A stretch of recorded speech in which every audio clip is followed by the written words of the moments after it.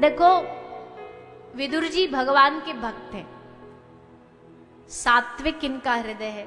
इसलिए जब इन्होंने देखा कि दुर्योधन बड़ा अन्याय कर रहा है पांडवों के साथ, तो इन्होंने रोकने का प्रयास किया। पहले पूरा प्रयास किया कि किसी भी तरह ये दुर्योधन मान जाए। कभी कभी जीवन में कुछ ऐसे लोग होते हैं जो आपके साथ बड़ा अन्याय करते हैं, आपके आसपास, आपके समाज में। जब तक बन पड़े समझाओ, जब तक बन पड़े कोशिश करो समझाने की। लेकिन जब समझ गए कि अभी अपना अन्याय छोड़ेंगे नहीं, तो उस समय लड़ना भिड़ना नहीं, बस प्रणाम करके उनसे दूरी बना लें, दूर हो जाना। विदुर जी ने वही किया। पहले तो खूब समझाया, दुर्योधन नहीं माना, और आज तो उसने हद ही कर दी। भरी सभा में विदुर जी का सबके सामने अपमान किया। चुप रहे विदुर जी, क्योंकि जब निर्दोष व्यक्ति को अपमानित किया जाता ना, तो उस व्यक्ति को जवाब नहीं देना पड़ता, जवाब भगवान देते। और ऐसा जवाब देते हैं कि फिर मुंह की खानी पड़ती है। इसलिए कभी भी किसी निर्दोष व्यक्ति को अपमानित करना, सताना, अपने बल का, अपनी आयु का, अपने धन का गलत उपयोग करना, ये कभी नहीं करना चाहिए। क्योंकि उसका कैमरा चालू है और वो फिर जवाब लेगा। लेकिन क्या करें, नहीं समझा दुर्योधन। तो श्री विदुर जी गृह त्याग के, घर त्याग करके, राज्य का मोह था नहीं, बोले तू रख अपने पास, हम तो जा रहे हैं, हमारे लिए तो एक छोटी सी झोपड़ी कुटिया काफी है, वहां दोनों रहेंगे, दंपति विदुर विदुरानी भजन करेंगे। दोनों जाके कुटिया में भजन करने लगे। युद्ध के बाद श्री विदुर जी तीर्थाटन पर गए, तीर्थ यात्रा पर निकले। उद्धव जी से मिलन हुआ। भगवान ने कैसे इन पर कृपा करी वो दिन याद किया। कृपा तो भगवान सब पर ही करते हैं, पर कुछ कुछ पर विशेष कृपा करते हैं। विदुर जी पर विशेष कृपा हुई, विदुर विदुरानी दोनों पर। कैसे कृपा हुई, बोले कथा प्रसंग सब जानते हैं। भगवान आए थे दुर्योधन को समझाने। भगवान ने सोचा चलो लास्ट कोशिश हम भी कर लें, विदुर जी से तो समझे नहीं, हम भी समझा के आते। विदुर जी को दुर्योधन को समझाने आए, संधि प्रस्ताव लेकर के, दूत बन करके। आज भगवान शांति दूत बने, पांडवों की ओर से शांति दूत बन करके आए। राजाओं के अपने नियम होते हैं, जब शांति दूत कोई आता है तो उसको सुना जाता है, बाद में अपना जो भी भाव है वो बताया जाता है। तो भगवान ने आके प्रस्ताव रखा। प्रस्ताव क्या था, बोले युद्ध मत करो। दुर्योधन बोला युद्ध तो होगा, हम नहीं देंगे इनको आधा राज्य। भगवान ने कहा चलो ठीक है, हम प्रस्ताव एक और रखते हैं, आधा राज्य मत दो, 5 पांडव 5 गांव दे दो। 5 के लिए 5 गांव काफी है। दुर्योधन हंसा, बोला 5 गांव लेने आए हो यहाँ? मेरा नाम दुर्योधन है, बिना युद्ध किए एक सुई के नोक के बराबर की जमीन नहीं दूंगा। कह दो उनको जाकर के, अगर चाहिए आधा राज्य, और आधा क्या, लड़े युद्ध करें, हमें मारे और पूरा की पूरा लें, क्योंकि ऐसे तो हमें एक सुई भर भी ना देने वाले। भगवान समझ गए कि ये मानने वाला नहीं है। भगवान वापस जाने के लिए तैयार हो गए। दुर्योधन ने रोक करके कहा, आए हो इतनी दूर, भूखे प्यासे जा रहे हो, कुछ खा पी के जाओ। हमने आपके लिए भोजन बनवाए, व्यंजन बनवाए, 56 भोग बनवाए। भगवान मन ही मन हंस रहे। भैया, जिस भोजन में प्रेम ना हो, जिस भोजन में भाव ना हो, उसके घर भोजन पा करके क्या करेंगे? और वो भी भगवान जो भाव के ही भूखे हैं। चलो संसार वाले तो फिर भी फॉर्मेलिटी के लिए खा लेते हैं, वही उसके ब्याह में चले गए, उसकी पार्टी में चले गए, क्यों? क्योंकि बड़ा नामी ग्रामी आदमी।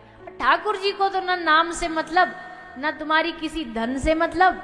वो तो आएंगे और खाएंगे तो केवल और केवल तुम्हारे भाव को देख करके। इतिहास गवाह है भैया, मीरा ने भाव से जहर पिलाया तो जहर पीने भी आ गए। हम गुलाब जामुन रसगुल्ला भी खिला रहे हैं तो नहीं आ रहे खाने के लिए, क्यों? क्योंकि भाव नहीं है। इसलिए भगवान ने दुर्योधन को कहा, भैया हमको तेरे इस भोजन की आवश्यकता नहीं है।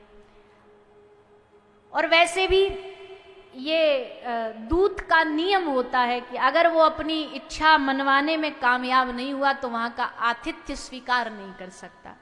तो जब हमारी बात मानी ही नहीं गई तो अब हम यहाँ का आतिथ्य स्वीकार, हम जा रहे हैं यहाँ से। अब भूखे जा रहे हैं ये देख करके सभा में बहुत सारे विप्र ब्राह्मण बैठे थे, साधु बैठे थे, सन्यासी बैठे थे, राजा महाराजा बैठे थे।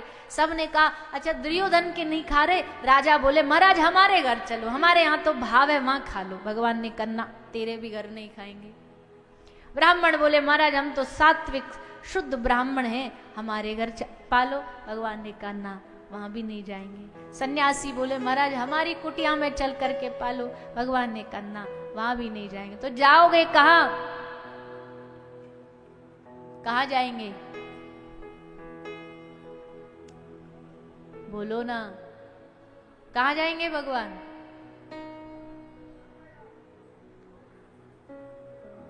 डरा सहमान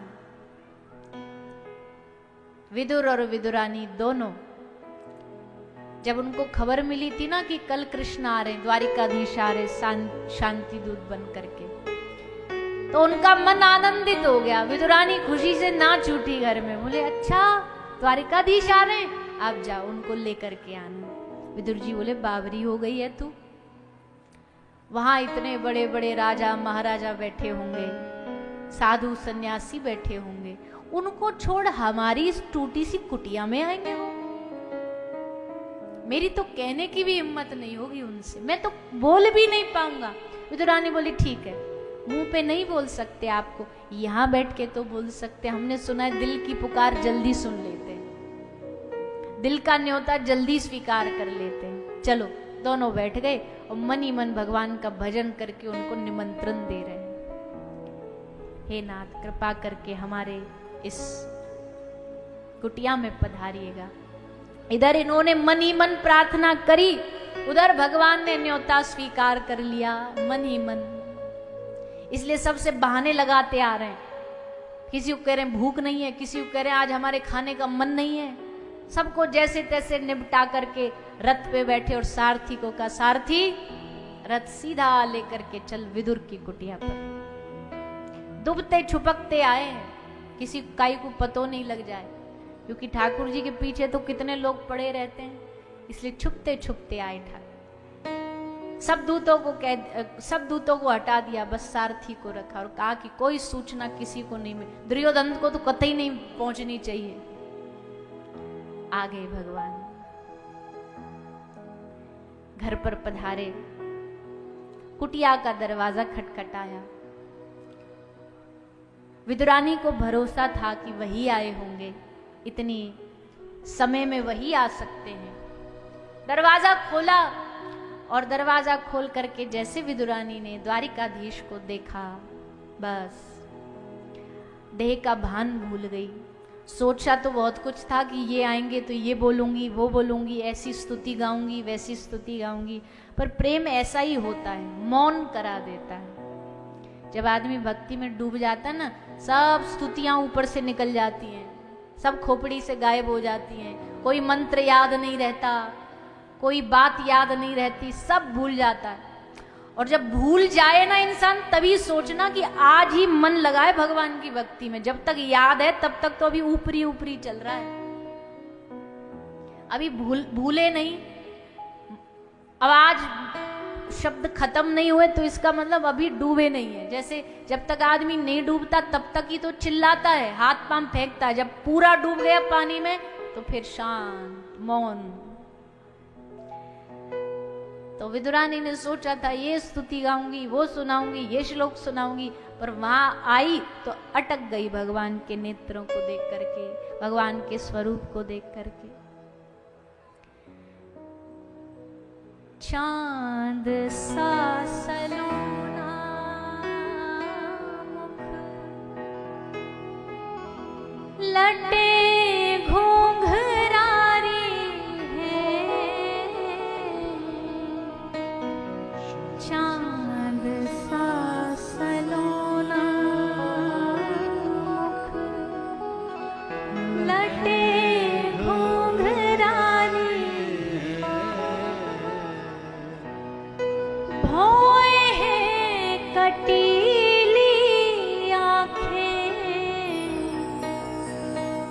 तिरछी करारी है,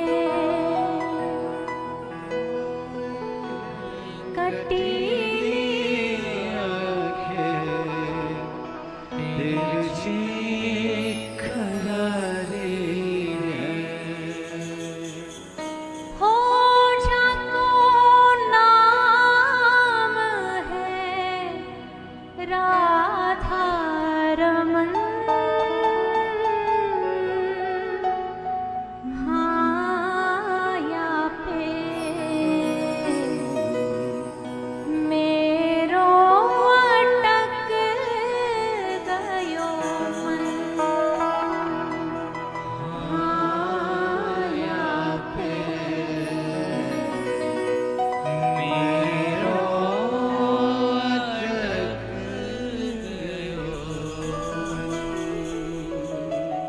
बा